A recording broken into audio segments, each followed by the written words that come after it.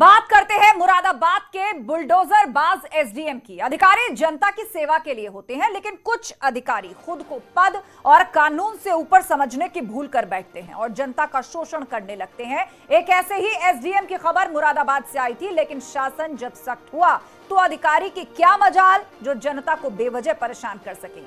अब बुलडोजर बाज एसडीएम घनश्याम वर्मा को सस्पेंड कर दिया गया है।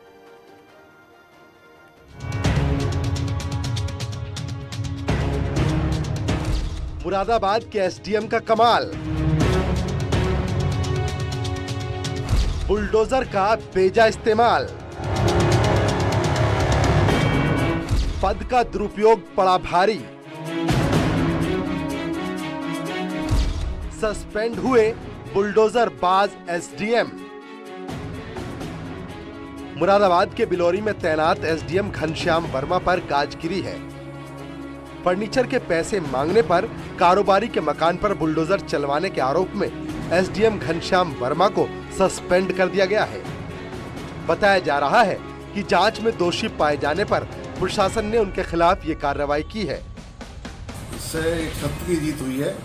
जो मैंने फर्नीचर दिया पेमेंट न देने पर माननीय मुख्यमंत्री योगी आदित्यनाथ ने अपने संज्ञान में लेते हुए, माननीय मंडलायुक्त अपने संज्ञान में लेते हुए सत्य की जीत को बताते हुए कार्रवाई एसडीएम पर करी गई। मामला 12 जुलाई का है। एसडीएम रहते उन्होंने स्टेशन रोड निवासी फर्नीचर कारोबारी जाहिद के घर की दीवार बुलडोजर चलवाकर गिरवा दी थी। तब एसडीएम की ओर से तर्क दिया गया था कि दुकान तालाब की जमीन पर है, जबकि दुकानदार का आरोप है कि एसडीएम ने 2,67,000 का सामान उधार लिया था और पैसे मांगने पर एसडीएम ने दुकान पर बुलडोजर चलवा दिया। अब जरा इन तस्वीरों को देखिए। तस्वीरों में एसडीएम घनश्याम वर्मा अपने गनर के साथ फर्नीचर की दुकान में जाते नजर आते हैं। वो सामान भी देखते हैं और काफी देर तक दुकान में रहते हैं। उनकी मौजूदगी दुकान में लगे सीसीटीवी में कैद हो रही थी।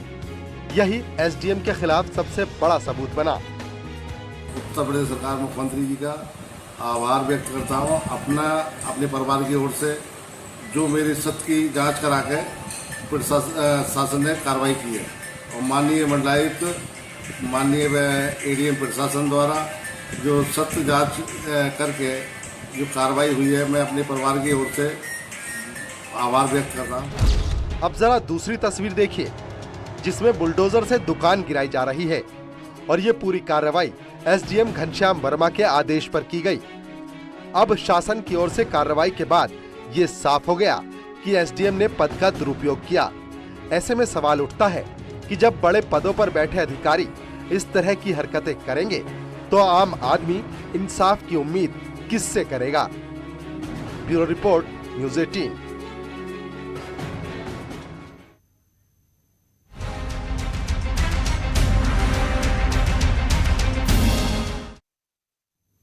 और अब बात करते हैं मेरठ पुलिस की, जिसे आज राज्य महिला आयोग की उपाध्यक्ष ने जमकर फटकारा। दरअसल मेरठ में राज्य महिला आयोग की उपाध्यक्ष जन सुनवाई में पहुंची थी और इस दौरान महिलाओं ने जब पुलिस की कार्यशैली की शिकायत की तो सुषमा सिंह पुलिस कर्मियों पर खासी नाराज हुई और जिम्मेदार पुलिस कर्मियों को जमकर फटकार लगाई। अचानक है तो अब राइटिंग में देना, इसको फिर मैं पूछती हूँ अचानक है का क्या मतलब है, तो क्लियर कट होना चाहिए कि ये केस सरवाइव ही नहीं करता। ये जो बीच में अधर लटकता है 6-6 महीने, 8-8 महीने, 1-1 साल, तो अगर उससे उल्टा कागज में लिखा मिला ना, फिर देखना तुम लोग। ये जो बोल रहे हैं इसको बोलिए कि वो बोले नहीं, यहाँ लिखित में दिया नहीं। और प्रधान को बुलाओ उसको, कौन है प्रधान? हमारी सदस्य राखी त्यागी बोली ले चुकी है, सारे केसेस मेरे पेंडेंसी में है। अगर यही हालत हुआ तो सारा थानों का बायोडाटा हम लोग मुख्यमंत्री जी के पास लेके पहुंच जाएंगे। उधर पुलिस को फटकार लगती देख अधिकारी बैठक को छोड़कर वापस चले गए। इस बात को लेकर भी राज्य महिला आयोग की उपाध्यक्ष सुषमा सिंह नाराज नजर आईं। आप जब नोडल बनी हुई हैं, तो ऐसे आप किसी मीटिंग में बैठेंगे तो वहां से भी ऐसे चली जाएंगी क्या अचानक है तो? व्हाट डू यू मीन अचानक है तो? अब राइटिंग में देना, अब इसको फिर मैं पूछती हूँ अचानक है का क्या मतलब होता है। अगर हम लोग लेट आ रहे हैं, हम लोग भी तो बताते हैं कि लेट हो रहे हैं आधा घंटा।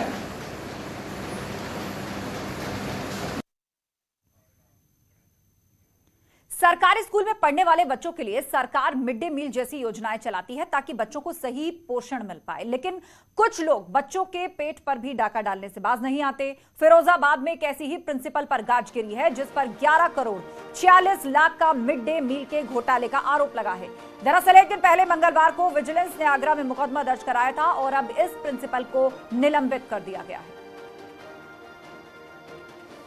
तत्काल प्रभाव से उनको निलंबित किया गया है। इसकी जांच जो है वो विजिलेंस द्वारा की जा रही है। जब हमें कोई आख्या प्राप्त हो जाएगी, तो हमें आख्या प्राप्त नहीं हुई है, आख्या प्राप्त होने पर जो है तत्क्रम में अग्रिम कार्रवाई हम करेंगे। जैसे ही प्रकरण संज्ञान में आया है, अभी तत्काल प्रभाव से उनको निलंबित किया गया है। इसकी जाँच जो है वो विजिलेंस द्वारा की जा रही है। जब हमें कोई आख्या प्राप्त हो जाएगी तो उसके क्रम में फिर अग्रेतर कार्रवाई की जाएगी। किस तरह का घोटाला सामने आया? उधर नोएडा में केवल आधे घंटे की बारिश के बाद अथॉरिटी के इंतजामों की पोल खुलकर सामने आ गई। नोएडा की ज्यादातर जगहों पर भीषण जल भराव दिखा, जिसके कारण भारी ट्रैफिक जाम हुआ, लोगों को परेशानियों का सामना करना पड़ा।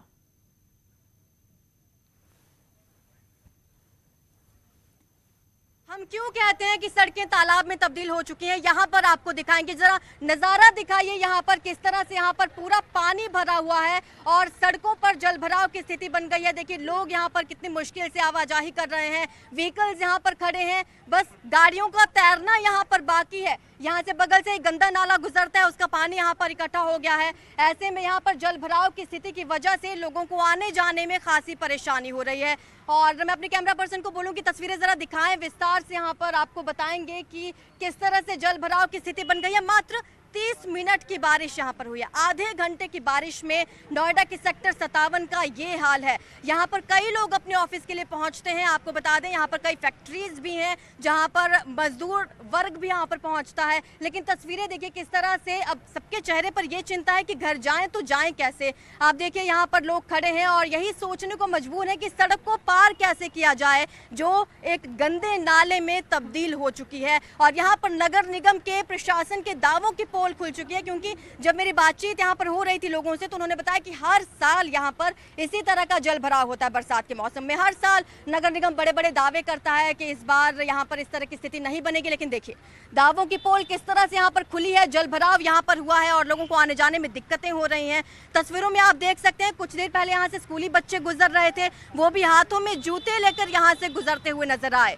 यहाँ पर आप देखिए पार्किंग का एरिया है, यहाँ पर व्हीकल्स खड़े हैं, लेकिन सब यही सोचने को मजबूर हैं कि आज इस सड़क को पार करके घर जाया जाए तो कैसे। तस्वीरें आप देखिए, गंदा पानी यहाँ पर भरा हुआ है और बगल से ही गंदे नाले क्योंकि गुजरते हैं, जरा सी बारिश यहाँ पर होती है और इसी तरह से नाले का पानी सड़क पर भर जाता है और इसी तरह से ये सड़क तालाब में तब्दील हो जाती है। उधर नोएडा के सेक्टर 57 इलाके के सी ब्लॉक में भी भीषण जल भराव की वजह से लोगों को परेशानियां उठानी पड़ी। ये रिपोर्ट देखिए।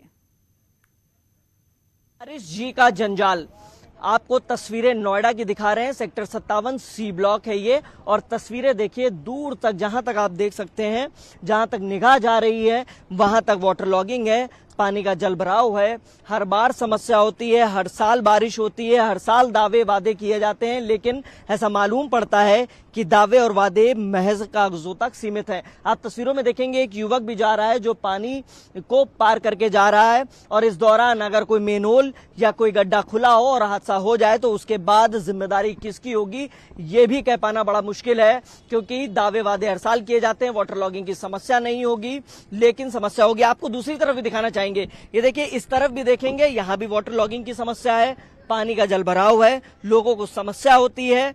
और दूसरी तरफ अथॉरिटी के जो अधिकारी हैं वो जगह चिन्हित करते हैं, काम करते हैं, और उनका कहना है कि उनकी तैयारी पूरी है और बारिश से निपटने की तैयारी है। लेकिन हकीकत आप तस्वीरों में देख सकते हैं किस तरीके से जो बारिश का पानी है वो भरा हुआ है। वाटर लॉगिंग यानी वाटर लॉगिंग हो रखी है, और इसके अलावा जो जल भराव है इसकी निकासी की कोई पुख्ता इंतजामात नहीं किए गए। ऐसे में आमजन को हर साल परेशान होना पड़ता और हर साल अथॉरिटी दावा करती है कि जल भराव नहीं होगा।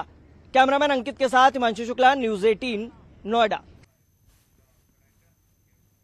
और बात कानपुर की करते हैं, जहां बारिश ने नगर निगम के दावों की पोल खोलकर रख दी है। यहां आज सुबह बारिश हुई और लोगों को गर्मी से राहत तो मिली, लेकिन कई इलाके पानी में डूबे हुए नजर आए। सर्वोदय नगर, पांडव नगर, किदवई नगर, हम आपको इलाकों के नाम बता रहे हैं। बर्रा, गुजौनी, नौबस्ता, यशोदा नगर जलमग्न से हो गए, जिससे वाहन चालकों और लोगों को परेशानियों का जबरदस्त सामना करना पड़ा।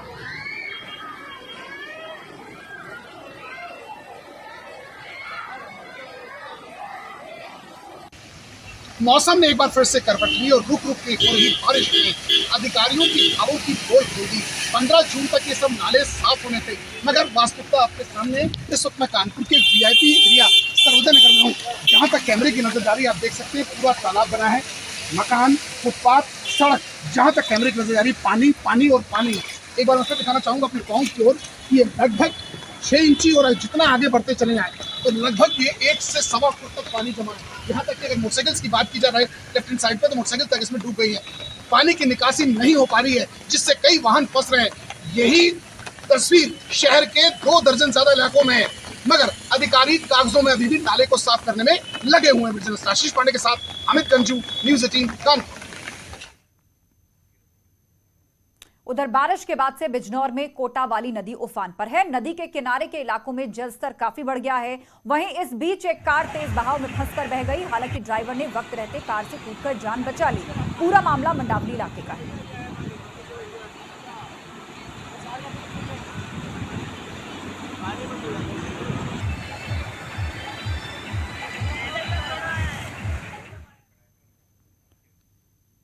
पहाड़ों पर लगातार हो रही बारिश से मैदानी इलाकों में बाढ़ जैसे हालात बने हुए हैं। सहारनपुर में सिद्धपीठ मां शाकुंभरी देवी मंदिर इलाके में आज फिर से बरसाती पानी चढ़ा हुआ है। मंदिर को जाने वाले रास्ते में सैलाब आया हुआ है, जिससे श्रद्धालु मां शाकुंभरी देवी मंदिर भी नहीं जा पा रहे हैं।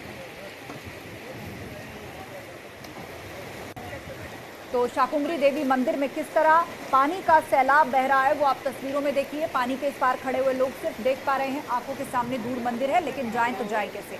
आगे तेज बहाव है। बारिश के कारण, जो पहाड़ों पर बारिश हुई है मैदानी इलाकों में, उसके कारण सैलाब आया है और ऐसे में श्रद्धालु शाकुंभरी देवी मंदिर नहीं जा पा रहे, इस पार फंसे हुए।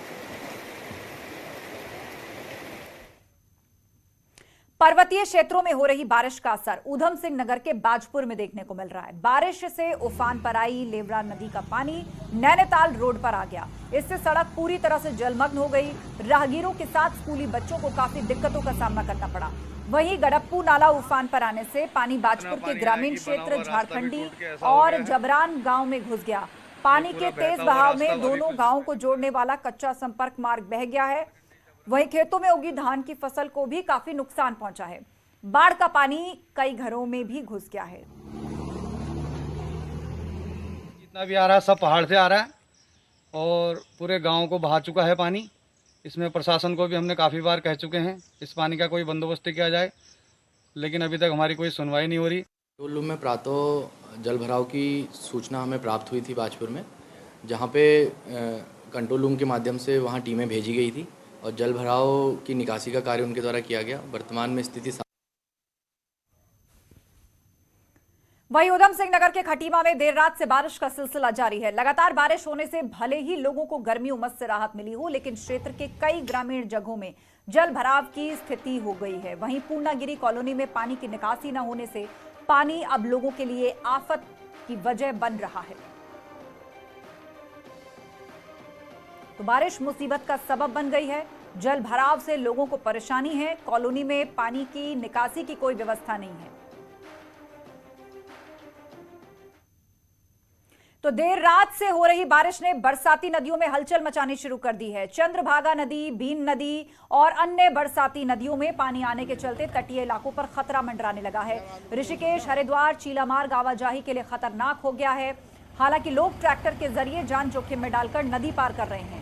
न्यूज़ 18 लोगों से अपील करता है कि बरसाती नदियों में जो अचानक पानी बढ़ जाता है, आप बिल्कुल जोखिम ना लें। इसीलिए अपनी जान की परवाह करें और किसी तरह का ऐसा जोखिम मोल न लें।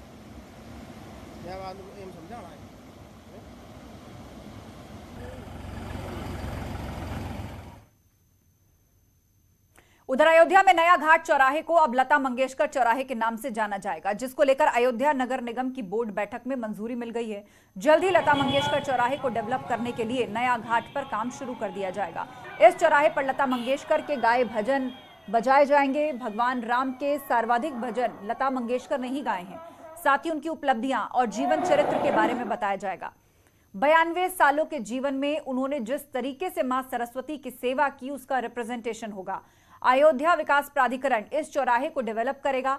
और आपको बता दें कि लता मंगेशकर के निधन के बाद योगी सरकार ने उनके सम्मान में अयोध्या में एक चौराहा डेवलप करने का ऐलान किया था। नहीं, उसका डीपीआर स्वीकृत हो गया है और उसका आर्किटेक्ट डिजाइन सब कंप्लीट हो गया है। उसके बाद हम लोग कार्रवाई बनाने की कार्रवाई उसको शुरू करेंगे। कार्यदायी एजेंसी एडीए रहेगी और उसको समन्वित रूप से उसको पूरा किया जाएगा। ये हमारे जो नगर निगम का एक बोर्ड है, बोर्ड के माध्यम से निर्णय किया गया है कि लता मंगेशकर चौक का निर्माण जो है वो नया घाट तिराहे पे किया जाए, नया घाट चौराहे पे।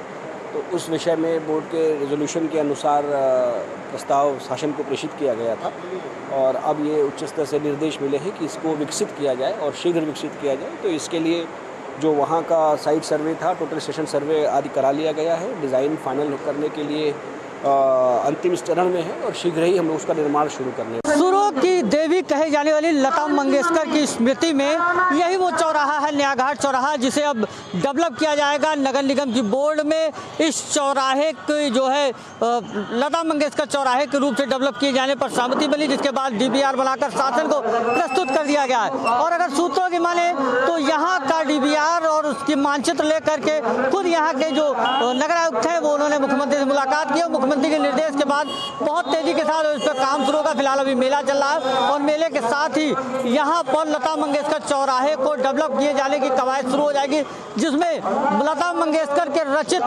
जो भजन हैं भगवान राम और हनुमान जी को लेकर वो मध्यम आवाज में यहाँ बजते सुनाई देंगे। 92 वर्षीय लता मंगेशकर की जीवन पर आधारित तमाम चीजें जो उन्होंने अध्यात्म को लेकर की हैं उनका उल्लेख होगा। और उसके साथ ही यहाँ पर हर आने वाले जो श्रद्धालु हैं उनको लता मंगेशकर की जीवनी पर आधारित चीजें पढ़ने को भी मिलेगी। इस पूरे चौराहे को विशालकाय चौराहे के तौर पर डेवलप किया जाएगा, जिसका नाम लता मंगेशकर चौराहा रखा जाएगा। अयोध्या से न्यूज़ 18 के लिए निमित गोस्वामी।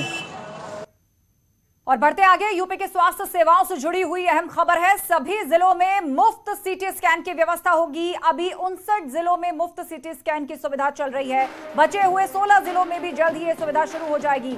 3 साल में 9,57,000 मरीजों की जांच की गई है। मुफ्त में सीटी स्कैन की जांच में 48% का इजाफा हुआ है।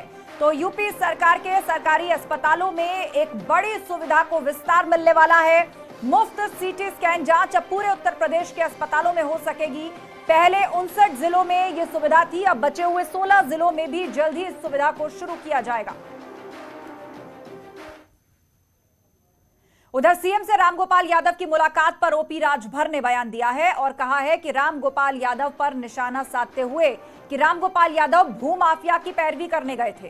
राजभर ने यह भी पूछा कि क्या सिर्फ रामगोपाल के समधी ही उत्पीड़न का शिकार है। राजभर का कहना है कि आजम खान समेत तमाम मुस्लिम भी उत्पीड़न का शिकार हैं। विभिन्न जातियों के लोग भी उत्पीड़न का शिकार हैं। ऐसे में रामगोपाल सिर्फ अपनी समधी की पैरवी के लिए गए थे। मुख्यमंत्री योगी आदित्यनाथ से भूमाफियाओं की पैरवी करने पहुंचे रामगोपाल यादव को लेकर वह चौतरफा घिर चुके हैं।